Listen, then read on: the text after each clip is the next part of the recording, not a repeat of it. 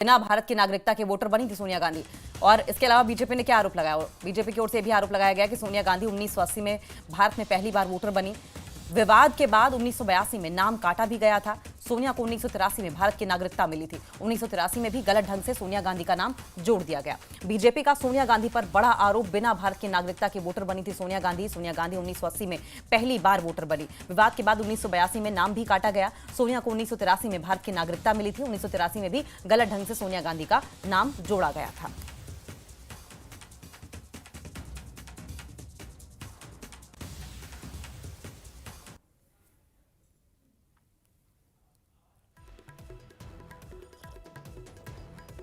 तो बीजेपी की ओर से बड़ा आरोप लगाया गया है, बिना भारत की नागरिकता के वोटर बनी थी सोनिया गांधी और गलत तरीके से सोनिया गांधी ने वोट डाला था। बिना भारत की नागरिकता के वो इंडियन सिटीजन नहीं थी, वो कहीं और की सिटीजन थी, उसके बावजूद उन्होंने ये किया।